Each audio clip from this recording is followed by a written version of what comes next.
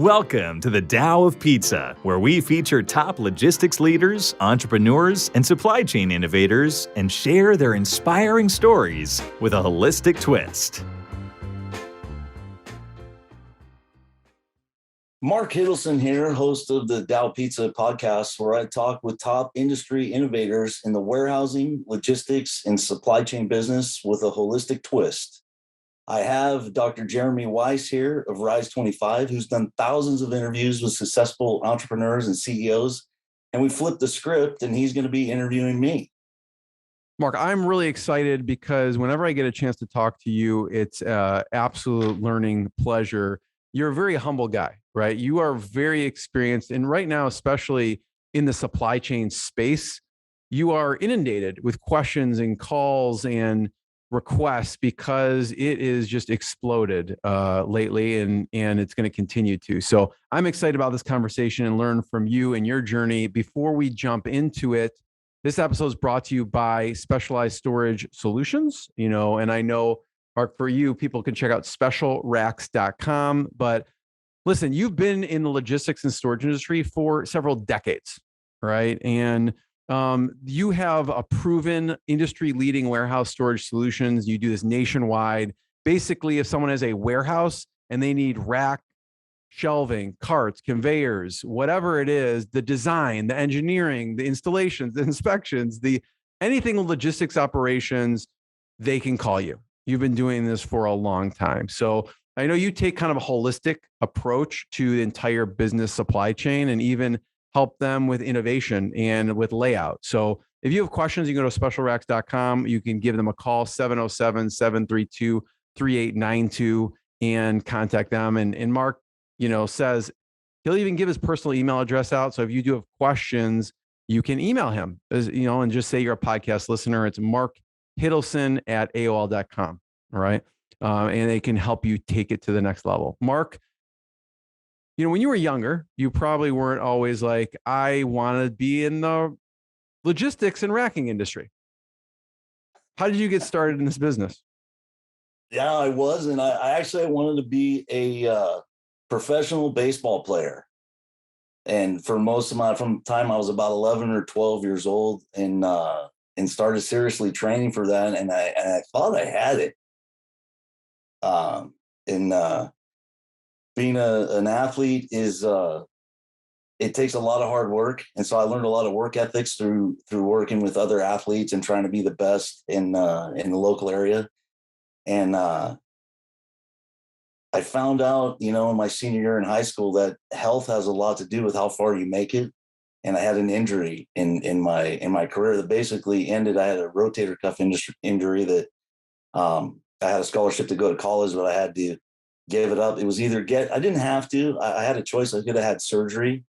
When I figured I was 18 years old, I didn't want to start cutting and hacking into my body at that age. I figured I'm going to take everything that I've learned in being wanting to be a professional athlete, take that same drive and practice and work ethic and, finding mentors and coaches to succeed in the business world. I figured this is my second shot. So I'm going to go to school and focus on the business. How did you get into logistics and racking? So that is, I went to Sacramento State and graduated in the late 90s or mid 90s. And back then the internet existed. So it wasn't like now, you could Google, what are the hottest industries or who's hiring. And back then they had a career center full of 3-ring binders. And I would, after I graduated, I had a good job. So I was really looking for something. Honestly, I wanted to make more than I was making already. And I was an assistant sales manager at a car dealership and doing pretty well. So I would just spend hours in that career center flipping through binders going, what's a career that kind of combines? I had a little bit of construction background, just working my way through college. I had some sales and construction management, engineering.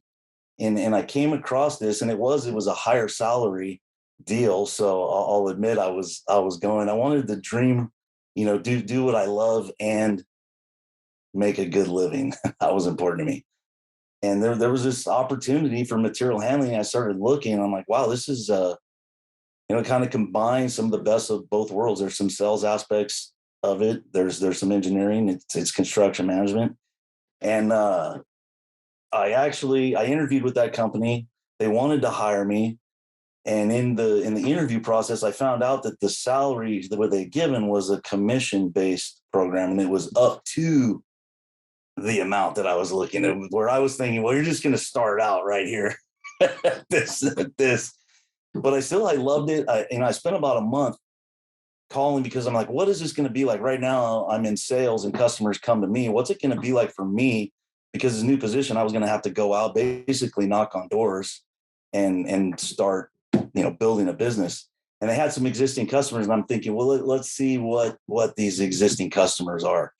So in about a month, doing it alongside my job, I found out that this company, they only did new equipment. And then a lot of people I talked to in their network, even the clients they had on their list of their clients, they wanted used solutions. I mean, it was something in this business. And I thought, man, I love this industry. I want to get into it.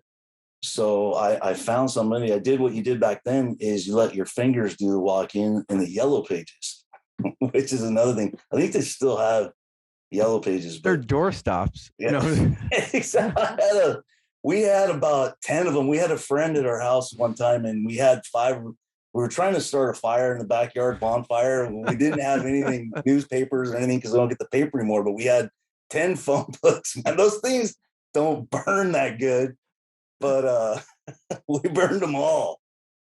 But yeah, I found a local company, and I had a conversation. It's interesting that the relationship, looking back on it, I got a hold of a salesman there. And then I've always learned one thing: if you're trying to find out something about a company, a lot of times you can't get into the manager, the production manager, but salespeople will usually talk to you, and they'll usually give you the real story. So it was his name was Ed. He's retired. He just recently retired. I think he worked till he was 80 something for sure. But we had a great conversation, and he could tell that I'd done my homework in the industry. And I asked him, I told him I've been on commission for, a long time, so I'm comfortable with that. But what's it going to be like? And he really gave me some good feedback, some good advice, and even kind of some insights on the owner of the company, how to talk to the owner. So I did end up getting in touch with the owner. He wanted to meet in a couple of weeks, and I asked him, how about we meet for a cup of coffee the next day? It was within the next couple of days. I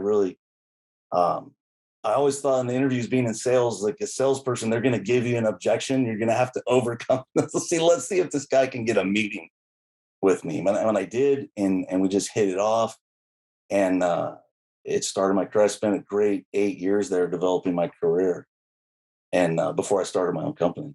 What I want to know, what caused you to then strike out on your own. But one of the things you talked about was really talking to customers, right? And you found out they didn't just want new, but they wanted used options. And you gained a lot of insights in things that you do now from just talking to potential customers. Yeah, I really did. And it's funny. If you ask me why I started the company, and before I really thought about it, I would have said, well, I always had a dream to do it, and for my kids or anything like that. But it really evolved with the relationships I had, and the things customers were asking me to do that our other company didn't want to do. And I'll give you some examples. I had I don't want to say he's my best client. I have a ton of best clients, but I do have a really close friend, a client that he kind of challenged me on some things where my boss would not want to do used equipment. And I said, well, we can't really do used on that. And he brought me back around to his side of the desk. And even at this time, this was probably, 2001, 2002. So the internet was out. People were using it. People knew what eBay was, but it wasn't like it is now. And he pulled up some websites of other, there was a company in Minnesota, and he goes, look, these guys are doing it. And he was showing me pictures on his, and I was like, wow, this, I didn't even know, like, I don't even go on the internet. Like, I thought email was going to be a flop. That's why I still have an AOL account, because we had a system with that company that they would print out my emails and put them in a folder. I would check it once a week. I would have it. So I wasn't even. Thing is, he took me behind, and it was one of those. He wanted to work with me, but he kind of wanted me, and I call it a paradigm shift. He really wanted me to take over that part of his company. His company needed used equipment. He trusted me because they give me other, homework. I call it homework to do. And so he showed it to me. He said, look, these guys are doing it. You go out and figure out how to do it because we want a supplier who can do these kind of solutions. And it was a lot of conversations like that. And I actually did do it, and I helped innovate within that company. And we started doing used systems, which before they kind of only wanted to do the plain Jane easy, not stuff that took a lot of engineering to put back together. And just through doing it with that client, I call them my client zero or client one. And I started offering that to other people. I said, look, not, and then it was an advantage for me because not very many other people in this area were doing those types of things. So there just were more and more stories like that. And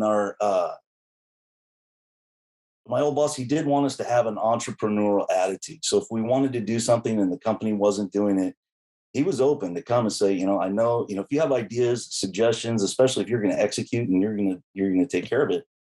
And I would run into projects where I would want to buy used equipment that I knew I had other customers wanted to use, like mezzanines or something that nobody really wants to buy, like a platform ahead of time because they're hard to put back together.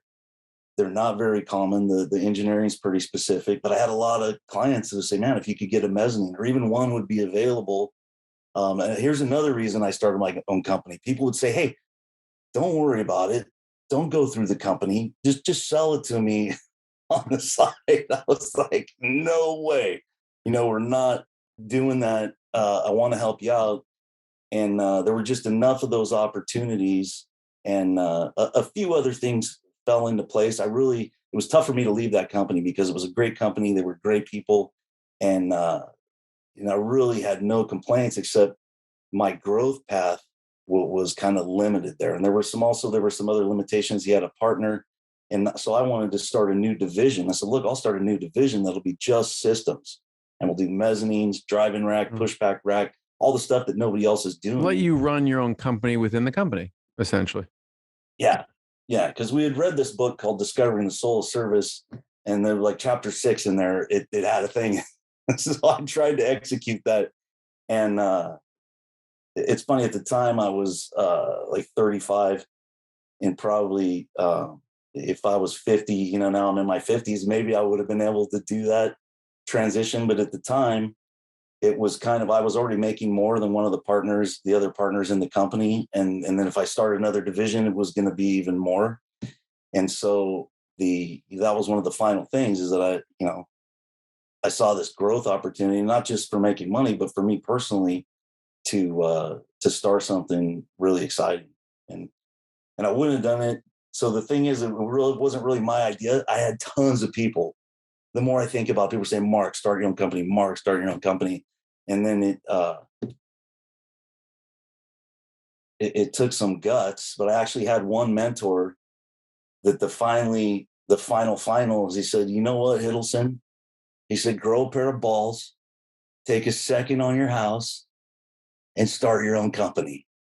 And he was kind of a rough guy. He was like Chicago gangster, kind of like always using 4-letter expletives, which I love when it's appropriate. But I'm like, I have balls. I have balls, And so I asked my wife about it. That's exactly what I was going to say. Who cares what you think?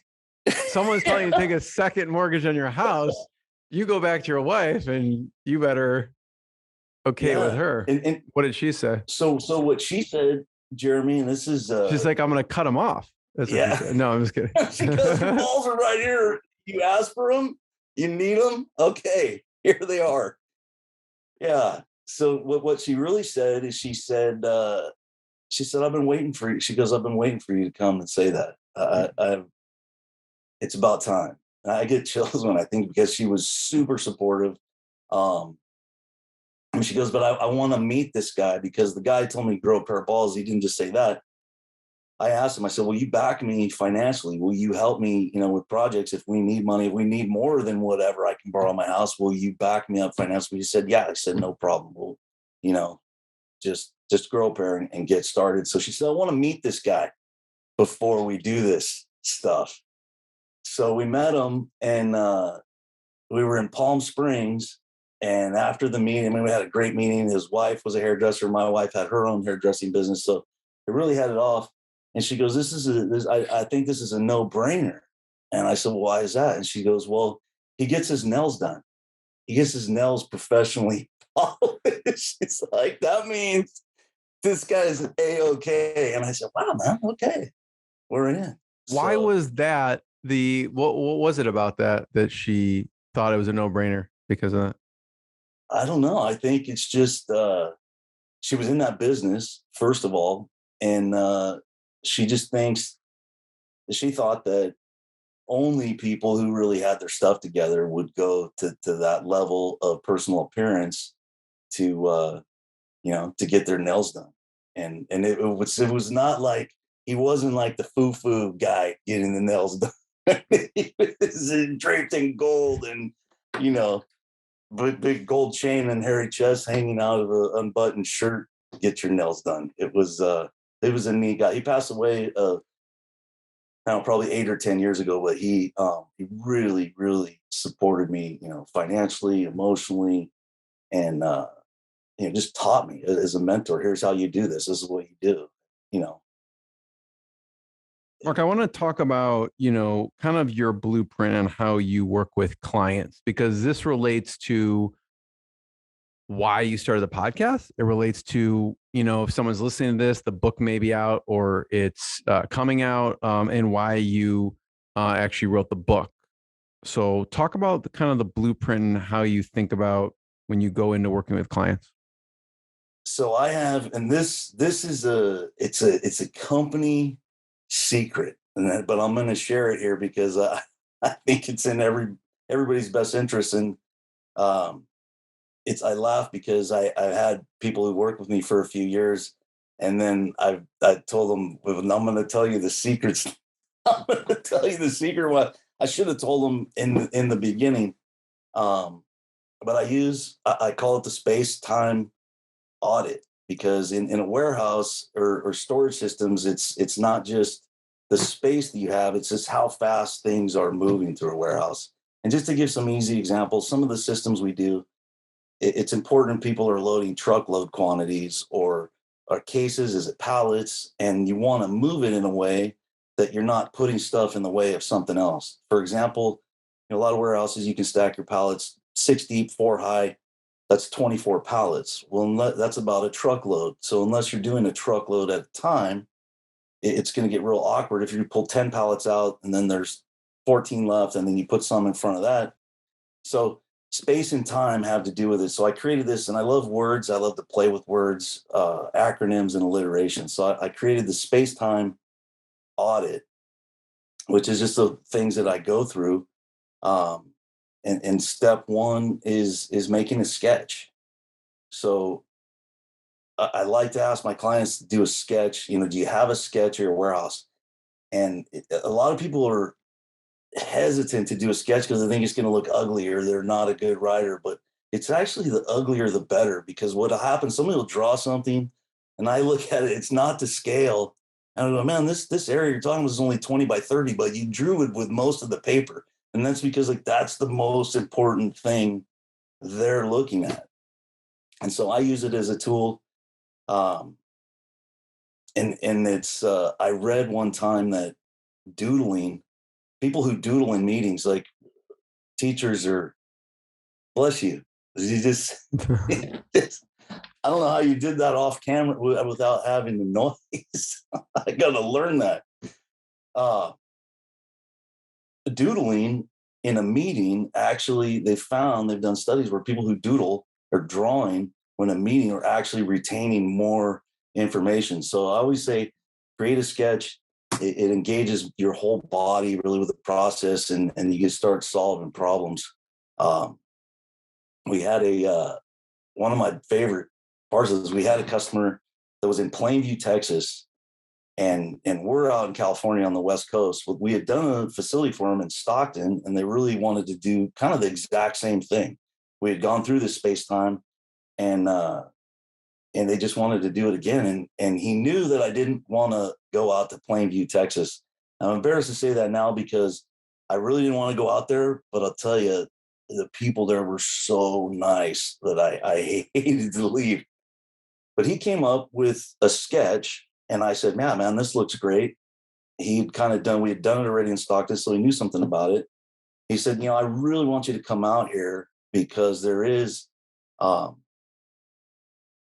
things you just can't do on paper. And he's right. You get in, you see what kind of lifts they're using, what does their building look like, are there obstructions? As it turned out, their roof was sloped, kind of weird. So the way he had drawn it out, there was a better way to do it. And it was kind of that the building was a little lower on one end, and it was that same 24 pallet rotation thing. And so we found out they could only go 3 high in part of their warehouse. So instead of making it 6 deep, 4 high, we made it 8 deep, 3 high, utilized the space perfectly. They got the exact same amount of pallet positions, even though they could go 3 high. So it was kind of a combination. But if he hadn't done the sketch and we hadn't gotten close to like, hey, we know this is going to be, we're going to do this, we just have to put the finishing touches, then I probably wouldn't have made the trip to Plainview, So making a sketch is kind of step one. And then step two is my P is in the number one is S, and then P is the practice the paradigms and principles of peak performance. Now, there's a lot of P's, I know, but all of these are alliterations, and your practice is important. That goes back to being an athlete, and it's not what you do on paper or what you talk about in theory. It's what you actually do, when you're on the field. And then paradigm is kind of like a lens, and in a company, you can look at through the lens of an owner, through a manager. All these people have different paradigms of why. Paradigm is like how you look at something, or it's like your common sense. And then peak performance, goes back to the things that I learned as an athlete, and I could get pretty deep into paradigms, and really the whole book goes into paradigm. But the main thing about a paradigm, it really defines what's possible, or your common sense. And it's funny, people think they have their common sense all figured out. And there's some funny thing. I love Mark Twain because he's got some great one-liners, but one of them is if there's an endangered species and you want to save them, the best thing to do is put a bounty on their head. People are like, what are you talking? That doesn't make any common sense at all. But there's a story I read in I think it's India. It's one of those countries in the East that had a real bad problem with cobras. And so they said, oh, this is great. Well, to get rid of the cobras, we're going to pay $10 a cobra. Well, what happened is people started breeding cobras. And then now they're bringing them in, they're losing some. So the problem of putting a bounty in common sense, you think, oh, yeah, that makes right. So that's why paradigms is kind of important. And for me, in an integral paradigm or holistic paradigm, one of the important things is to be flexible. And it's always, I laugh when I think of the flexibility, because the podcast is kind of a good example. When podcasts first came out, I was thinking, this is not something I'm going to get involved in. I'm not going to be listening to podcasts. I actually went to a film festival thing that had a documentary on podcasts in like 2016. And they said, raise your hand if you know what a podcast is. And I couldn't even raise my hand. I didn't know. It's like, if I don't know what it is, I'm not going to do it. And my best friend sent me a text to a link to something. I didn't even know what it was, but it was my best friend. I'm like, I'm going to open this. And it was a podcast. It was the Unmistakable Creative Podcast hosted by Srini Rao. And he was interviewing Tim Ferriss. And I was kind of the Tim Ferriss. I'm not a Tim Ferriss fan. I've read all of his books, and I've done a lot of stuff in 4-hour work week, 4-hour body, Tools for Titans. So I'm like, I'll listen to this. And then I started thinking, well, this is pretty cool. And I started listening to other things that I wasn't even thinking, well, this is a podcast, but there were YouTube videos that I could find of authors, even authors who weren't alive, like Alan Watts, and passed away in the early 70s. But I started looking at YouTube. I'm like, wow, I can find, if I'm interested in something, I can use a podcast to kind of get up to speed real quick, where I would have to call around, to find who are you going to talk to. And I'm thinking, like, how did this guy? So I started looking at some of the other interviews he did, and it's actually how I met John Corcoran, the Rise 25. He had a networking. His episode was on network. I said, "Oh, I love networking, so I'm going to listen to that podcast." And so I went from being the podcast, never going to look at podcasts because I really didn't know what it was, to I became kind of Mr. Podcast. So No, I love that. And I joke around that everything in my life, good, almost everything, goes back to a podcast. I didn't not meet my wife on a podcast, but some of my best friends, I've gone to people's weddings. Ultimately, indirectly, we met through a podcast because you met John. So I love this concept of the space-time audit. So when you take someone through this, the first is S with the sketching, and then the P with the practice paradigms, the principles of peak performance. What's the next step? So the next step is the A is audit, assess, and accept what is.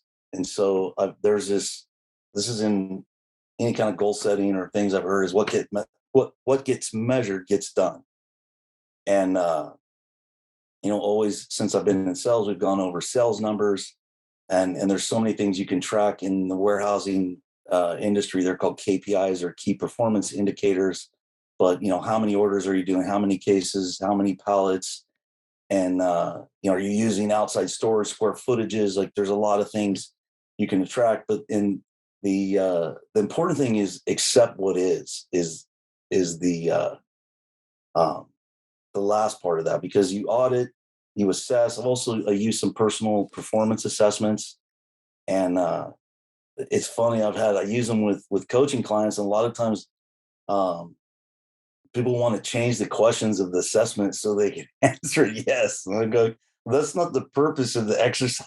Is to kind of find places where there's an opportunity for growth. But there's we had a data firm to measure our stuff. I hired a boutique data firm to kind of look at our numbers, because everyone's saying people using data, for customer service. So I said, start looking at our stuff. I know that a lot of our business is coming from a few customers, but let's really look at what those numbers are. And I was blown away to find out that in 16 years, like over 2/3 of our business can be tracked back to 20 or 30 people, because there were people who gave me referrals. Some of them are people who've changed jobs. A lot of my clients like building new facilities, getting things up and running, and then moving on to something else, because they like to be in growth mode and doing projects. So I was blown away, because I didn't really have a system, and accepting what is. It's like, wow, I have these 30 clients, but 20 of them I haven't talked to in 10 years. And I don't really have a way. I don't like to send out a bunch of emails and things like that. We don't have a way to stay in touch besides me picking up the phone. I do this. If I see one of my clients' truck, like if I see a Gap truck, I'll go, oh man, I need to call Dave at Gap. Or if I see a National Wood, but that's not a system. And so assessing what is, it reminds me, I saw something sent on my LinkedIn. There was a 1-minute blurb from a guy. It was Richard Melmont. I don't even know. He was on your podcast, and it was a 1-minute thing. And I go, you know what? I have a minute. That's like, I might not have 15 minutes or 17 minutes, but I have 1 minute. And it was funny because it's just a 1-minute clip. But he said, no, I've really only learned one thing. And I was kind of laughing. I was like, that's a great, of all these years. I know that you guy looks like, he's 4 years older than I was, but he said, after I was with Intel, there was this, I worked with a company and they had a product that I knew that the product was not there. And he goes, but I thought because of my marketing savvy and everything, I could make it work and overcompensate through marketing. And so really that lesson, I look at it is like, that's not accepting what is. Like that was his lesson in that story, is you got to accept, because he was like, that's the reason companies fail is they think they can overcome something through marketing or something else, personality or whatever. Yeah, I mean, Richard Melman is kind of a pioneer in the technology industry, and he was in charge of the early advertising for Apple. He launched the first digital watch at Intel. He co-founded Electronic Arts, which went on to become a company with $30 billion market cap. Now, his other co-founder kind of went on and grew it, and he was there for a short period of time, but he co-founded Electronic Arts early on. And so, yeah, he's a wealth of wisdom and knowledge for sure. So we have the S, the P, and the A. What's next? So that's the C, is continually coach and be coached. And so one of the things when we started a company, my wife did give me some caveats when we started the company. She said, first of all, we're still going to travel. We're still going to travel, because we were always taking a couple of weeks off to go, out of country, or take our kids across the country to take time off and spend with the kids. And the other thing is, I've always been involved in coaching, and that was when our company wanted us to do things and with our kids. And I mean, it's really, people think, well, you took time away from your career to coach, but one of the biggest things that helped my career was coaching junior high athletics, because what's funny is working with 8 to 13-year-olds, it's really similar to working with adults. It's hard. And I had to, in the business world, I had some situations, and I've had to have some training in the Positive Coaching Alliance, and I have to admit, I was more of like a win at all costs coach. We didn't give out participation trophies in those early days, but I just wanted to help them develop better players, better teammates, better young men, better students. One time, the teachers that were having some behavioral problems with some of the kids I was coaching. I coached basketball, was one of the sports that I coached for 5 years in a row at a junior high. My daughter asked me to do it. Actually, it wasn't even I was coaching, but they didn't need a coach. And she's like, oh, my dad's a coach. He coaches everything. We'll just have, my dad will do it. So it was cool because I got to be the hero, for my daughter. And it wasn't kids that I didn't have a kid on the team, but it was there was one of the best players we had on the team was fighting.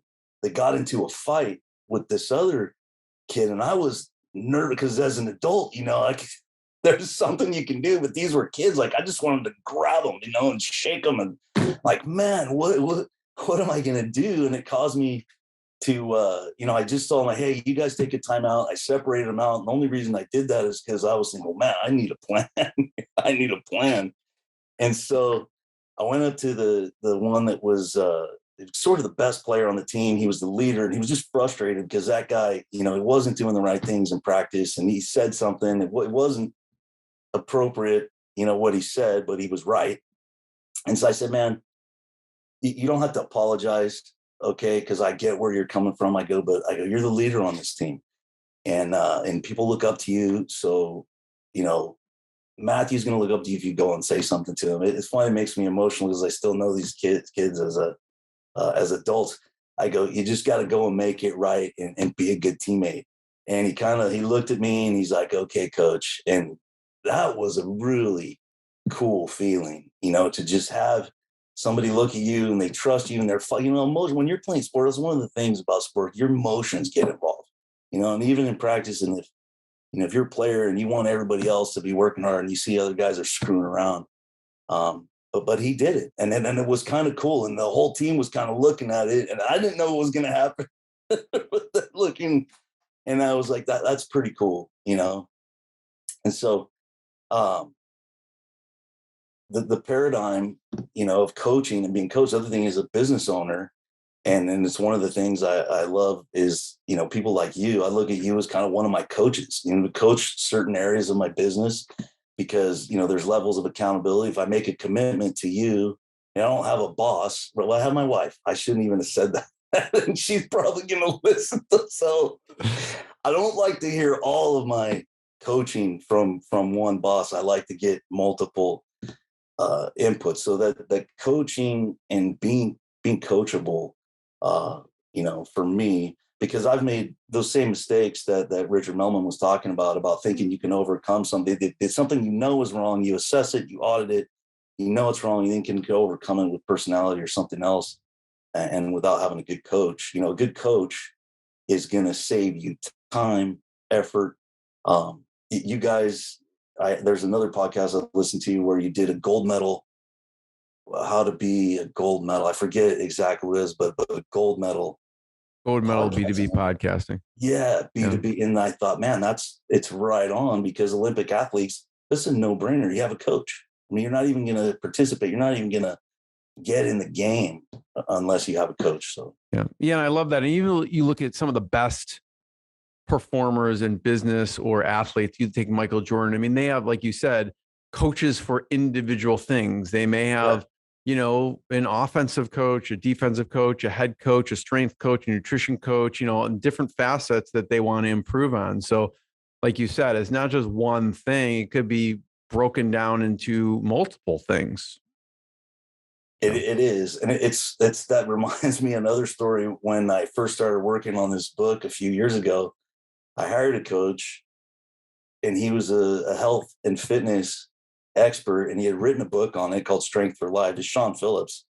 And I loved his book because it came out in 2008. And I had just graduated with my master's in holistic health education.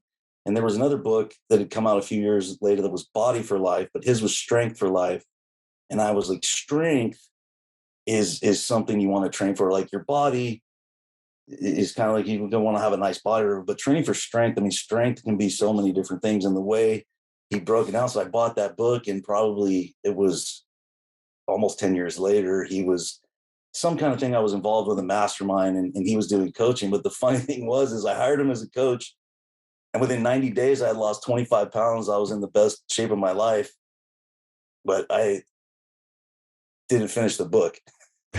But if you hired a health and fitness coach, you get health and fitness results. But I did get started. I got to practice, and I'm still involved with Sean. He's still helping me, with the editing and everything about the book. But the funny thing is I didn't sign up. I signed up to write a book when the coaching, but you're coaching with a fitness guy, and I just lost the weight. So that's great. So the C and the next is E. Yeah. So he's embraced the energy and enthusiasm of an entrepreneur. And it's really, really hard for me to explain the amount of energy that it took to launch my company. And it wasn't something I knew at the time. I just knew there were people that I was going to call, that I had support, but it was long hours. I mean, there were, when I was starting out, it was by myself. I was working in my garage. It's funny, when my daughter, they have a little assessment. Speaking of assessments, my daughter took an assessment for kindergarten to kind of, where they're at. It's like a cognitive thing. And she got marked down because they said, "Where does your dad work?" And she said, "In the garage." And they were thinking, "Oh yeah, like daddy makes stuff in the garage." No, honey, that's not what we're talking about. What does your dad do for a living? It's like, no, my dad works in the garage. But it was only a few years before I had to get an office, because one of the people, and this is, the energy and enthusiasm of an entrepreneur, it almost has to be reined in, because I would work till midnight. If the work needed to be done, it was really, people ask me, "Well, how do you work at home? How could you not just, be checking on the laundry or doing chores or anything?" I said, for me, it's actually harder to turn it off. I mean, with work being at home, I would work on it forever. So kind of early on, and that was another thing that the boss implemented, is we're going to find you another space to work. But entrepreneur is it's another paradigm.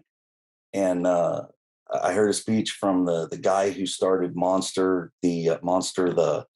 uh, not a resume company, but it was like a job before there was Indeed. There was Monster. Is Monster still? Yeah, I think so. Yeah, I know what you're talking about. It's like it's kind of like where people would find jobs, right? Yeah, yeah. It's Yeah. like Indeed.com or It's like something. Indeed, yeah.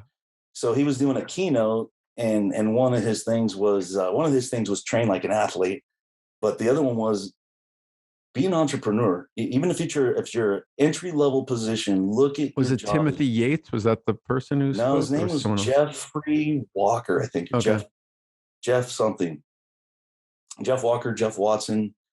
He was an awesome guy. He would, as a leader, he did something like he did barefoot water skiing behind a hot air balloon or something as a publicity stunt and a team building thing.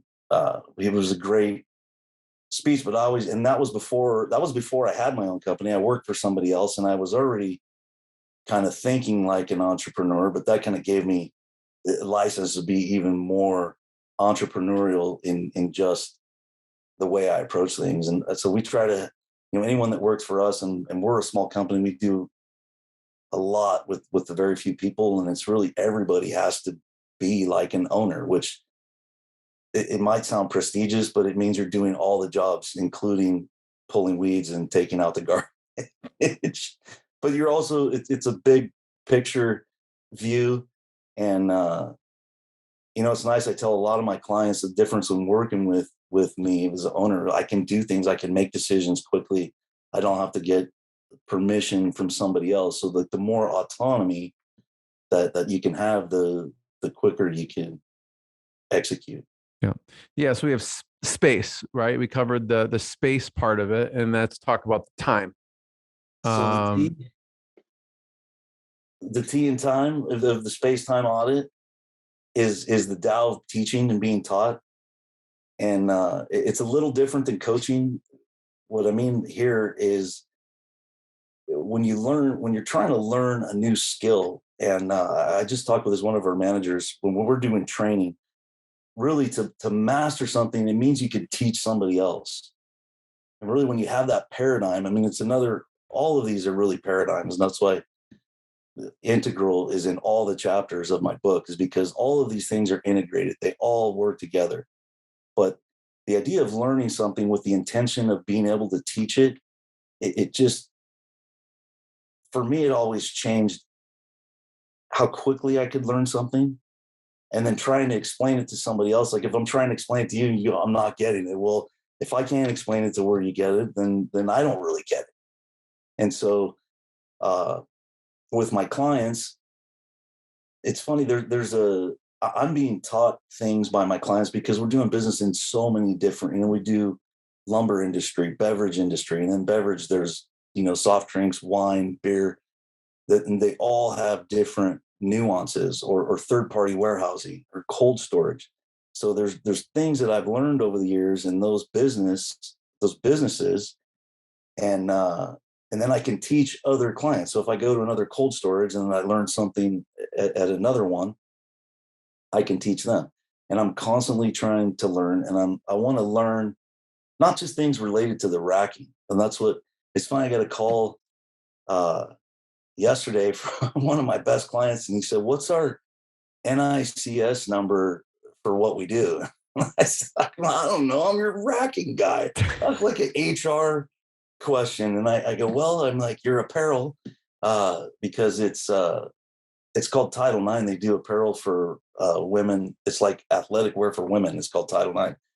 Super cool, direct." And I'm like, "Well, your apparel." And then I looked at that and I go, "Well, no, this really means you're making clothes or something." And I go, "Well, you're direct to consumer." So I was just brainstorming, Googling it with him. And I found out, what they are. They're e-commerce. And that's like a 43420 or whatever. But You're a I trusted learned advisor. something. Exactly. And so now, if you're listening to the podcast and you need to know what your NICS number is, just shoot us a call. Just call you.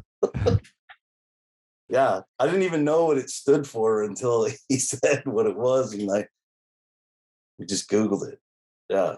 So that's the teaching, that's the Tao of teaching and being taught, is that I'm always trying to learn something at a level I can master it to teach somebody else.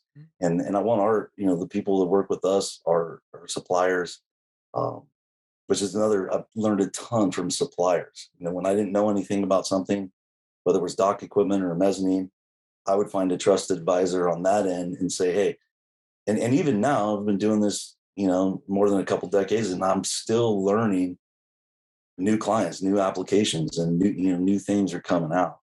So What's the I? So the I is the imitate inspirational individuals. Um, and this one, it's a huge, I've always liked reading nonfiction, and I've read some of these biographies. Ben Franklin, Albert Einstein. I read Walter Isaacson is a really good biographer. He's he wrote Steve Jobs' biography, and it was funny because Jobs had asked him to do his biography, and the guy, it's Walter Isaacson. He's like, "Well, I'm Walter Isaacson. Like, why? What makes you think I did Einstein? I did Ben Franklin." It's kind of hubris or whatever. You're kind of you're coming to me and asking me to do it, but he'd already started to have some health issues, I think, and when he talked about the legacy and what he was facing personally, Walter Isaacson was really touched, and we ended up being really honored. Wrote a great biography on. So I've read those, and so I can't call Steve Jobs on the phone, So this inspiration is different than a coach or a teacher. This is something I'm talking about, whether it's Einstein or people like Jeremy Wise. It's get inspired. It's by the people that inspire you, and they don't even necessarily. Tony Robbins is another one. I watched his "I'm Not Your Guru" thing with my daughter, and it's just, to me, it's inspirational, and then just imitate some of the things they're doing. It's funny when you say this part about imitate. That's exactly who comes to mind for me, is Tony Robbins, because he talks a lot about modeling success, whether it's success in health and business or whatever facet. So he talks a lot about modeling in his teachings, for sure. What about the next one? So mentors make mastery more unmistakable. So mentors, and so there's some distinctions between coach, teacher, mentor. Mentors are some of, those are, when I'm talking about mentors, it's people that have taken me under their wing, where I needed something. Don Myers is a good friend. He was the person I knew. There were two or three people I knew I was going to call when I started my own company. I didn't tell anybody. I didn't tell anybody ahead of time because I didn't think it was ethical. I was already working for another company, and when I left. It's fun in this business. A lot of people, and I'm not saying this is the right way or the wrong way, or it's not really a moral issue. I chose to do the way I do. It actually was really self-serving. I really wanted to have a relationship with the company I was leaving when I started my company. And so I didn't do anything, like any sales I had, if it was a quote, and I never did a prospect list. You're supposed to give a prospect list every month of like, this is my quotes that I have outstanding. I never did that the whole time I worked there. And I was always the top salesman. And I always figured, well, if I can get away with not doing it, I just don't want to fill it out. But when I left, I gave them everything. I had $300,000 worth of deals. And the other thing I did before I left, I tried to close every single one of those deals. Like, I'm leaving. I quoted it. I want to get the credit. So it was like, get it sold, get it built, get it paid for, get it, leave on a good note. And so when I started my company, I was really starting from scratch. Nobody knew, and they were blown away. But immediately, he had a meeting with me. He told me, you're doing the right thing. Just gave me, I was looking for, really just support. But he started giving me clients. You're giving me clients. Here's people I'm working with. And he's always been like a sales manager for a forklift company where he's got, 15, 20, 25 reps. And then he was putting me in touch with these guys here. I've got this new guy. You work with him. he'll buy all the stuff from you, and teaching these guys. So, that was something that just totally blew my mind of, working with a mentor. And I think I brought up before, it was a mentor that really, he told me to grow a pair of balls and start this company. And, uh, he's no longer with us. And it just, I kind of look for those opportunities. The other thing is this isn't just finding mentors. This is mentoring other people. So it's one of the things, so many people help me.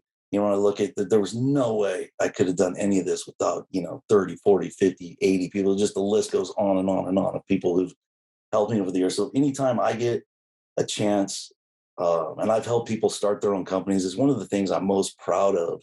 I mean, we have competitors in our business that have worked for me, and they're out there doing, competitive. People like, doesn't that make you mad? And it doesn't at all, really. It doesn't even. I'll even tell you, I had a lead that I didn't follow up on, and I had a guy that had worked for me before, and he was just out cold calling. And he called on this guy, and he goes, "Oh yeah, you're the rat guy. You were supposed to call me." He thought it was me, and it was him. And he ended up getting, it was a big client, and people are like, "Well, doesn't that make you mad?" And it's like, no, I didn't. He beat me to the punch. I didn't follow up. He was hustling. I wasn't hustling. I'm just proud that people have come to me for help, and then started their own thing. And even there's guys now that were rookie forklift salesmen. Now they own companies bigger than mine. And I helped them when they got started.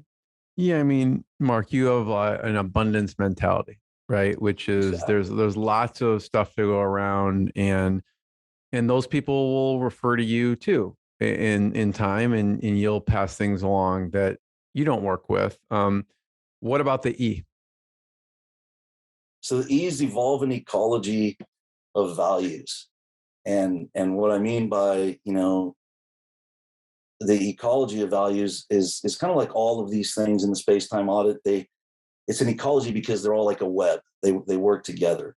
And I use the ecology versus economy because I think a lot of people use economy values where they cost benefit what their values are. And so it there's a good example that the people have made commitments to our clients, and we've won clients because other people have made commitments, and then later they saw that it wasn't financially a good idea, and then so they decided to withdraw their commitment. And we had one recently where a client came to me. They chose to work with somebody else. They told me the story. They said, yeah, they were going to set up a free sample, and then we were getting ready to do it, and then they changed their mind. They wanted to charge us $3,500. And I said, oh, that's too bad. I'm like, well, first of all, I would have never said that I was going to do a free sample. I would have said it's $3,500. I go, and then if you said no, then we could have negotiated. I would say, okay, look, or my cost is going to be $2,500, or it's kind of like name your price. If you could do it, I can't do it for free, but if you do it. But another thing is, if I did promise a free thing, a free sample, and then later I thought, well, man, that was a dumb idea, I would still honor, what I said, even if it's going to cost me the $3,500, because I do, sometimes I do make commitments, and then later it's like, oh man, that sucked. It's not going to be good for business, or it's not a good idea, but then I just do it anyways, because that's what counts. So, and I think that's the difference between ecology and an economy. And ecology, you can't hide. If you don't water the tree, it's going to die. You can't, hope that it's going to live anyways. So, Mark, I love this. I want to encourage people to check out more episodes of the podcast, and I didn't, we've known each other for a while. I didn't know any of this, nor did I know where this would go, but this space-time audit is pretty powerful. So I appreciate you sharing it. And I want to tell people to also check out specialrex.com and see what you're doing with the business. So thanks for having me. Check out more episodes of the podcast. If and when the book is out, when you're listening to this, get the book as well. Thank you, Jeremy. This has been a blast. I really appreciate you, your energy, enthusiasm, everything. This has been awesome. Thanks for listening to the Tao of Pizza podcast. We'll see you again next time, and be sure to click subscribe to get future episodes.